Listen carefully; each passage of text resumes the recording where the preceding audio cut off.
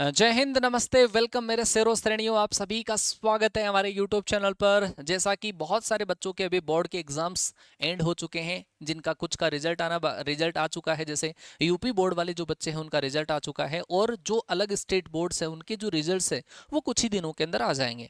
लेकिन बच्चा जब 12th पास करता है, क्योंकि जो बच्चा हमारे साथ में एक दो बार अगर प्रिपरेशन कर लेता है तो उस बच्चे को तो पूरा कंप्लीट प्रोसीजर पता हो जाता है। लेकिन जो बच्चा हाल फिलहाल में 12th का एग्जाम देता है वो नाम जरूर सुनता है एयरफोर्स का, लेकिन काम क्या होता है, क्या सिलेबस होता है, क्या एग्जाम पैटर्न होता है, उसके बारे में उस बच्चे को डिटेल से इंफॉर्मेशन नहीं होती है।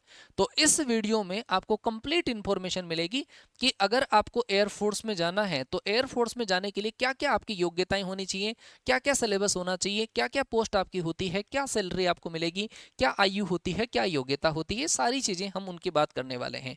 तो अगर मैं सबसे पहले आपके सामने बात करूं तो हमारे पास एयरफोर्स के अंदर दो स्ट्रीम हुआ करती है, जिनमें से एक जो स्ट्रीम हमारी होती है जिसको हम बोलते हैं एक्स ग्रुप बोला करते हैं, और दूसरा जो हमारे पास ग्रुप का एग्जाम होता है वो होता है वाई ग्रुप। अगर वाई ग्रुप की बात करूं तो वाई ग्रुप का आपको अलग से एक डिटेल वाला वीडियो मिल जाएगा। मोस्टली चीजें तो हालांकि मैं इसमें कवर कर लूंगा, लेकिन कुछ वाई ग्रुप की जो चीजें हैं वो हम एक अलग से वीडियो के अंदर कवर करेंगे। एक्स ग्रुप जो बंदा होता है जिसको हम बोलते हैं साइंस सब्जेक्ट्स वाला बंदा होता है, और वो जो वाई ग्रुप में अलग नाम से इसको बोला जाता है, अदर देन साइंस एग्जाम इसको बोला जाता है।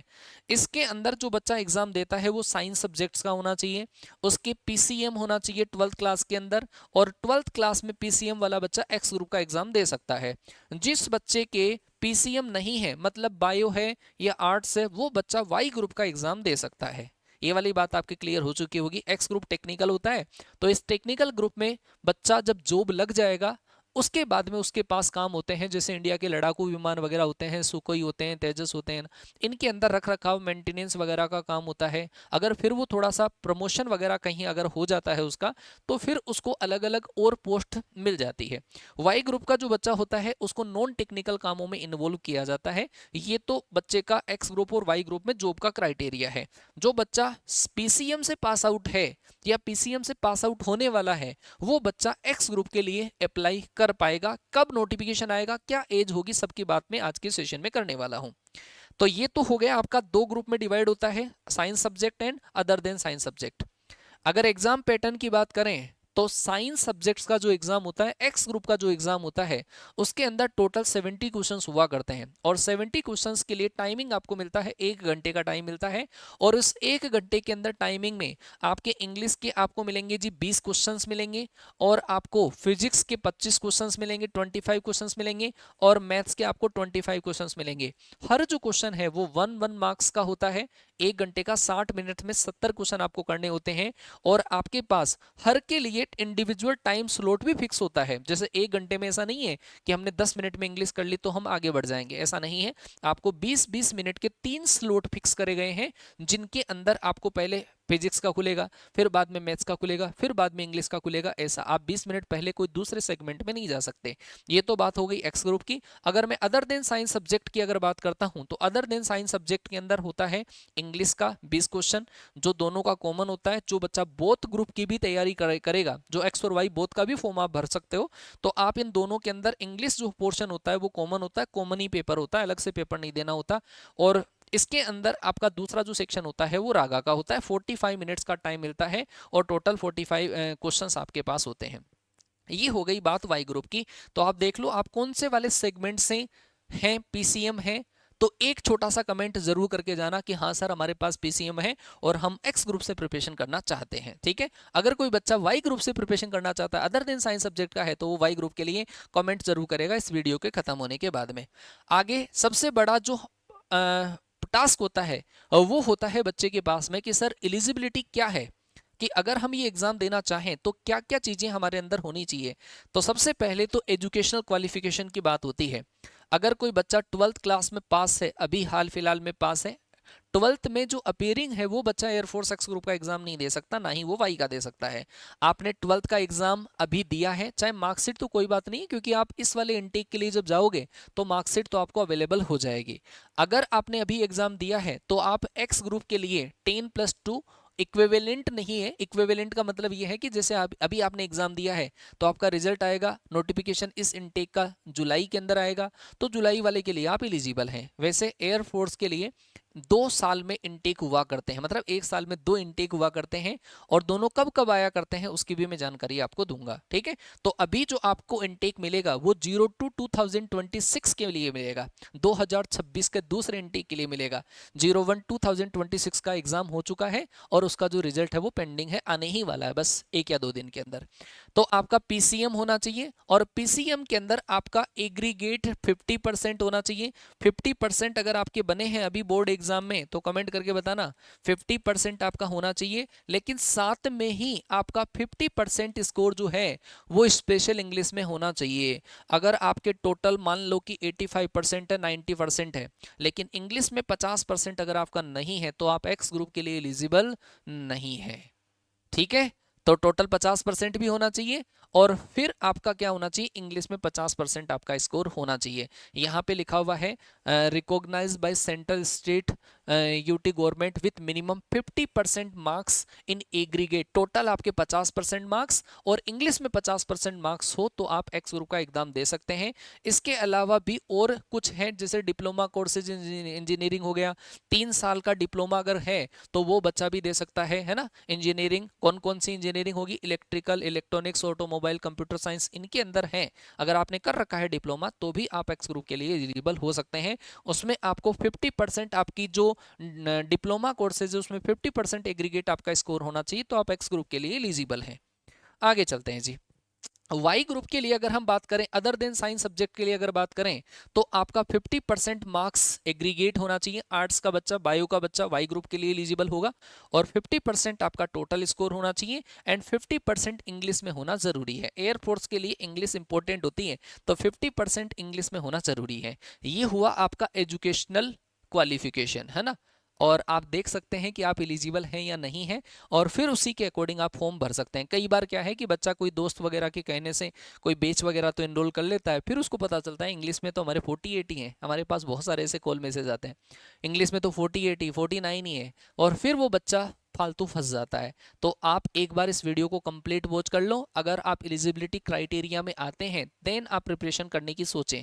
सपना सबके दिलों के अंदर होता है, लेकिन सपनों को हकीकत में बदलने के लिए कुछ क्वालिफिकेशंस हैं, वो भी आपको कंप्लीट करनी पड़ेगी। आगे चलते हैं।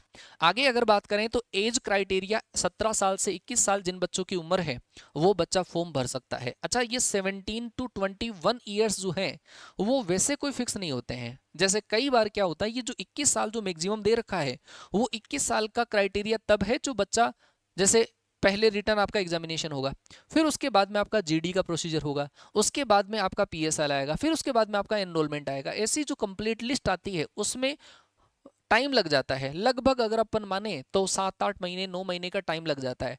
तो 21 साल अगर आपकी एज 21 साल से, मतलब हम माने तो 16 से लेकर 20 साल मान सकते हैं इसको। और इसके लिए भी स्पेशली आपकी जब नोटिफिकेशन आता है एयरफोर्स का, उस टाइम पर उसके नोटिफिकेशन में एज क्राइटेरिया फिक्स होता है ना। उस आप क्राइटेरिया को देखें, 17 से 21 साल वाले क्राइटेरिया को ना देखें, क्योंकि ये तो कई बार बच्चे की एज जो है वो 21 साल से 3-4 महीने, मान लो 20 वर्ष 7 महीने है, लेकिन फिर भी अगर वो फॉर्म भरना चाहेगा तो वो फॉर्म नहीं फिलअप कर सकता। और उसका रीजन क्या है, क्योंकि वो बच्चा जब ट्रेनिंग सेंटर पर जाएगा, मतलब जिस बच्चे ज्वाइनिंग के टाइम पर उस बच्चे की एज 21 साल से कम रहनी चाहिए, ऐसा इसमें प्रोसीजर होता है। तो मैं आपको सटीक आइडिया ये दूंगा कि अगर आपकी एज 1 जुलाई 2005 से 1 जनवरी 2009 के बीच में अगर है, और ये वाली जो डेट है वो भी इंक्लूसिव है, 1 जुलाई या 1 जुलाई 2005, 1 जनवरी 2009 या उससे बीच, इन दोनों के बीच में अगर है, तो आप इनटेक 02 2026 के लिए एलिजिबल हैं।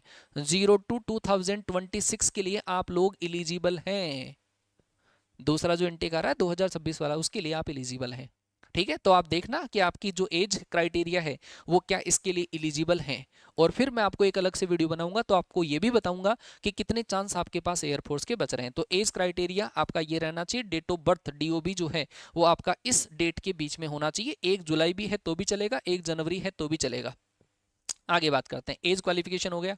अब अगर हम बात करें कुछ इंपॉर्टेंट डेट की, तो कब आपका नोटिफिकेशन आना है इनटेक 02 2026 के लिए, तो वो आपका ये है कि जब अगर हम बात करें 02 2025 की बात करें, क्योंकि एयरफोर्स का जो एग्जाम है वो एक पैटर्न पकड़ता है। मतलब 0 to 2025 का जो डेट आया ऑलमोस्ट वही जो डेट है वो 0 to 2026 के लिए आता है। कई बार कोई इनटेक जो होता है वो एक महीने जल्दी एक महीने लेट हो जाता है, जैसे अभी 01 2026 जो है वो बिल्कुल बराबरी पर एंड हुआ, क्योंकि वो पहले थोड़ा सा लेट चल रहे थे, थोड़ा सा फिर एक महीने जल्दी वैकेंसी देकर सही कर लिया। तो अब जो आपका नोटिफिकेशन आएगा 0 to 2025 2025 का जो नोटिफिकेशन आया था, अब किसी बच्चे के दिमाग में ये डाउट नहीं होना चाहिए गुरुजी 2025 तो चल ही रहा है, तो 2025 वाला एग्जाम हो गया क्या? तो हाँ जी वो हो गया है। एयरफोर्स एक साल जल्दी चलती है ना, क्योंकि आपकी जो ज्वाइनिंग जिस टाइम पर होगी ना, तो आपको साल में जो दूसरा 2026 का जो दूसरा वाला इनटेक है उसके लिए आपकी ट्रेनिंग हो रही होगी, ये आप समझिए। तो आपका जो एप्लीकेशन है, नोटिफिकेशन जो आएगा वो अप्रोक्सीमेटली जून लास्ट या जुलाई के फर्स्ट वीक के अंदर आ जाएगा। जुलाई के अंदर वैकेंसी आएगी और आपकी जो डेट ऑफ बर्थ है, लास्ट डेट जो है वो जुलाई के अंदर ही, लास्ट जुलाई के अंदर आपके फॉर्म फिलअप, मतलब एक महीने का टाइम मिलता है, जुलाई के फर्स्ट वीक में आता है तो जुलाई के लास्ट तक आप फॉर्म फिलअप कर सकते हो एक महीने के अंदर। फिर उसके बाद में एग्जाम की अगर मैं बात करूं तो अक्टूबर के अंदर आपका एग्जाम होना है। अब अक्टूबर के अंदर एग्जाम होना है तो कई बच्चे हैं ऐसे जो ये सोचते हैं कि सर जब अक्टूबर में एग्जाम हो तो फिर तैयारी सितंबर से स्टार्ट करनी चाहिए, या फिर सर जब अक्टूबर में एग्जाम है नोटिफिकेशन आप जुलाई में बता रहे हो तो फिर जुलाई से स्टार्ट करनी चाहिए। डेटा मेरा मानना यह है कि जो बच्चा स्टेट बोर्ड से 12th पास करता है, हमारे साथ जो बच्चे जुड़ते हैं उन बच्चों का बेसिक बहुत वीक होता है, और वो बच्चा जब प्रिपरेशन हमारे साथ में करना स्टार्ट करता है तो एक बार में 4-5 महीने में, तो 3-4 महीने में तो उस बच्चे के समझ में आना स्टार्ट होती है कि हाँ कैसे कैसे क्या क्या चीज़ें होती है, सिलेबस समझ में आएगा, कुछ कॉन्सेप्ट समझ में आएंगे, प्रैक्टिस समझ में आएगी, पढ़ने का तरीका क्या है वो समझ में आएगा। तो मेरा मानना यह है कि अभी आपको प्रैक्टिस जो है, आपकी जो प्रिपरेशन है वो अभी से आपको स्टार्ट कर देनी चाहिए। अक्टूबर में जब आपका एग्जाम होगा तो आपको जितना टाइम मिल रहा है, मान लो 4-5 महीने अगर मिल रहे हैं, तो उस महीनों के अंदर आपका कॉन्सेप्ट भी कंप्लीट हो जाए और प्रैक्टिस भी आपकी बेहतरीन हो जाए। आप नोटिफिकेशन के भरोसे मत बैठे रहना कि नोटिफिकेशन आने के बाद में ही प्रिपरेशन करेंगे, ठीक है? तो वो तो वही बात हो जाती है, प्यास लगने के बाद में कुआं खोदना, है ना, वो वाली चीज़ आपको नहीं करनी है। पहले से अगर आपको सपना है डिफेंस में जाने का तो पहले से उसकी तैयारी आपको करनी है। मैंने एज क्राइटेरिया आपको बता दिया, 1 जुलाई 2005 से 1 जनवरी 2009 के बीच में अगर आपका एज आता है तो आप लोग एलिजिबल हैं। यही डेट क्राइटेरिया मैंने आगे भी मेंशन कर रखा है, इस क्राइटेरिया के अंदर आपकी डेट आनी चाहिए। नोटिफिकेशन मैंने बता दिया है। अच्छा जी, आगे हम बात करते हैं कि फिजिकल मेडिकल स्टैंडर्ड क्या हो सकते हैं। फिजिकल की अगर मैं बात करूं तो बॉयज के लिए हाइट सबसे ज्यादा इंपॉर्टेंट होती है, तो 152.5 सेंटीमीटर आपकी हाइट होनी चाहिए। लड़के की हाइट अगर 152.5 सेंटीमीटर है वो बच्चा एलिजिबल है। हालांकि रिटर्न आप दे सकते हो, लेकिन रिटर्न देने के बाद में जब हमारा जीडी ही नहीं हो पाए, फिजिकल के लिए हम क्वालिफाई नहीं है, तो फिर रिटर्न देना भी बेकार है। तो पहले आपकी हाइट जो है वो मेजर करके देख लो आप, 152.5 सेंटीमीटर अगर है। गर्ल्स की अगर मैं बात करूं तो 152 सेंटीमीटर हाइट होनी चाहिए, वो गर्ल्स ही फॉर्म भर सकती है। हालांकि इसके अंदर भी एज में हाइट में रिलैक्सेशन है, +-5 का रिलैक्सेशन है। जो बच्चे नॉर्थ ईस्ट से बिलोंग करते हैं, है ना, उत्तराखंड से बिलोंग करते हैं, हिली रीजन्स पहाड़ी क्षेत्रों में जो बच्चे रहते हैं, उन बच्चों के लिए इसमें -5 सेंटीमीटर हो सकता है, मतलब 145 से 147 सेंटीमीटर अगर आपकी हाइट है तो भी आप एलिजिबल होंगे। तो ये वाली चीज आप ध्यान रखना भाई। वेट जो है बच्चे का वो हाइट के प्रोपोर्शनेट होना चाहिए, और ऑलमोस्ट होता है ये, वेट में कोई दिक्कत आपको नहीं आती है। उसके बाद में अगर हम बात करें, आपका देखो पहला जो पेपर लगेगा, पहला रिटन एग्जामिनेशन होगा, उसके बाद में दूसरा जो आपका रहेगा जिसको हम पीएफटी बोला करते हैं, कई बार जीडी बोला करते हैं, उस जीडी के अंदर आपको पहले फिजिकल होगा। फिजिकल के साथ बाद में आपका एक टेस्ट और आता है, एडेप्टेबिलिटी टेस्ट आता है, जिसको हम बोलते हैं एसआरटी बोलते हैं। उसके लिए अलग से आपको वीडियोस मिलेंगे कि क्या चीज़ उसके अंदर होती है, बेसिक सी चीज़ है। उसके बाद में आपका जीडी होता है, जीडी के बाद में आपका मेडिकल होता है, ठीक है, ये सारी चीजें। फिजिकल की अगर मैं बात करूं तो फिजिकल ज्यादा कोई खतरनाक नहीं होता है। 1 मिनट में आपको 10 पुशअप्स लगाने पड़ते हैं, 10 सिटअप्स होती है और 20 स्क्वेट्स होती है, ठीक है। और रनिंग होती है 1.6 किलोमीटर की रनिंग या 1600 मीटर की रनिंग जो होती है वो होती है। ये पूरी जो डिटेल है वो आपको यहाँ पर दे रखी है। 1.6 किलोमीटर की रनिंग और वो 7 मिनट्स में कंप्लीट करनी होती है मेल कैंडिडेट्स को, और गर्ल्स कैंडिडेट के लिए, फीमेल कैंडिडेट्स के लिए वही रनिंग 1.6 किलोमीटर की रनिंग वो 8 मिनट्स के अंदर कंप्लीट होती है। अच्छा, गर्ल्स के लिए जो क्राइटेरिया है वो थोड़ा सा अलग है। 10 सिटअप्स होती हैं और 15 स्क्वेट्स होती है। पुशअप्स गर्ल्स को नहीं करनी होती है, उतने ड्यूरेशंस के अंदर करनी होती है। तो ये आपका जीडी वाली जो बात है, जहां पे रिटर्न क्लियर करके कट ऑफ क्लियर करके आप पहुंचोगे, वहां पर पीएफटी आपको इस तरीके से करना पड़ेगा। अच्छा जी, फिजिकल मेडिकल स्टैंडर्ड, फिजिकल का एक स्टैंडर्ड मैंने आपको बता दिया। मेडिकल स्टैंडर्ड की अगर हम बात करें तो आपका होना चाहिए, मतलब जैसे सीना वगैरह होता है ना, वो 77 सेंटीमीटर, और एक्सपेंशन के बाद में +- 5, ये खैर हो ही जाता है बाद में। ये फिजिकल, ये तो खैर मतलब ऑलमोस्ट सारे बच्चे इसको तो फुलफिल करते ही हैं, मतलब इसमें कोई समस्या आपको नहीं आती है। आगे यदि हम बात करें air force x group recruitment salary कितनी होती है, कि सर हम लग गए, हमारी तनख्वाह कितनी होगी। वैसे बहुत सारे जो बच्चे होते हैं मातृभूमि हमारी देश की रक्षा करने के लिए, वर्दी तन पर सजाने के लिए वो ज्वाइन करते हैं, तो वो बहुत सारे कैंडिडेट ऐसे होते हैं जिनका सपना होता है एयरफोर्स में जाना है, सैलरी वगैरह से कोई मतलब नहीं है, लेकिन फिर भी मैं आपको बता रहा हूं कि आपकी जो तनख्वाह होगी वो इतनी मिलेगी। आपको पता होगा कि अग्निवीर 4 साल के लिए है, 4 साल के बाद में 25%, हाल फिलहाल के अंदर 25% जो कैंडिडेट हैं वो कंटिन्यू करेंगे, और 75% जो कैंडिडेट हैं उनको छोड़ दिया जाएगा। अभी हाल फिलहाल में 25% है, इन फ्यूचर हो सकता है कि वो बढ़ जाए, हो सकता है 50% की बात चले 50% हो जाए। जो बच्चे रिलीव कर दिए जाएंगे, उन बच्चों को सीआरपीएफ में, स्टेट पुलिस के अंदर, इनमें कहीं पे कुछ रिजर्वेशन दे दिया गया है, और बाकी के अंदर अभी अनाउंसमेंट्स होना बाकी है, मतलब हो रहे हैं धीरे धीरे, और उन बच्चों को और जो वैकेंसीज हैं उनके अंदर रिजर्वेशन दिया जा रहा है। तो पहले साल के अंदर आपको 30,000 आपकी सैलरी होती है, लेकिन उसमें से आपको 21,000 तो इन हैंड मिलेंगे, और 9,000 जो है वो अग्निवीर कोर्प्स में कंट्रीब्यूशन आपका हो जाएगा, जो आपको 4 साल में बाद में मिलेंगे।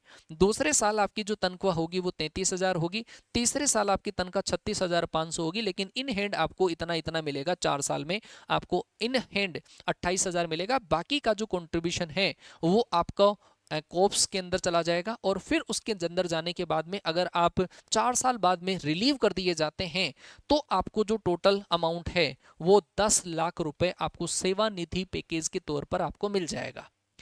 इतना आपको तनख्वाह मिलेगी। 5 लाख तो आप कंट्रीब्यूट कर ही रहे हैं, 5 लाख सरकार कंट्रीब्यूट करेगी, 10 लाख आपको मिल जाएगा, ये आपको मिलेगा। अगर कोई बच्चा कंटिन्यू करता है तो फिर सैलरी का जो स्टैंडर्ड है वो अलग से डिसाइड किया जाएगा।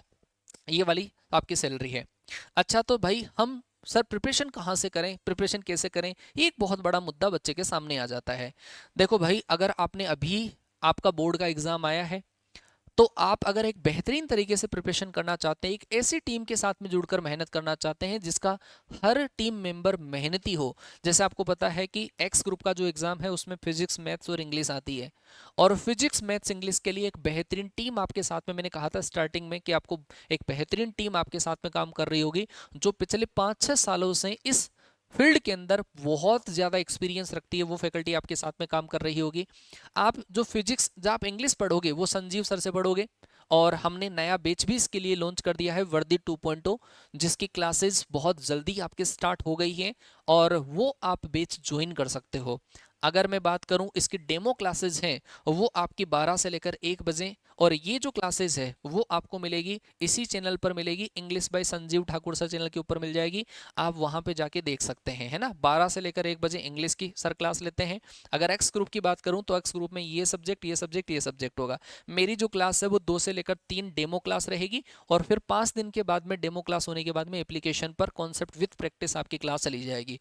फिजिक्स आप आईएमएस सर से पढ़ रहे होंगे, एक्स ग्रुप के लिए आपको इन तीनों से पढ़ना पड़ेगा, और वाई ग्रुप के लिए आपको इन तीनों से पढ़ना पड़ेगा, ठीक है।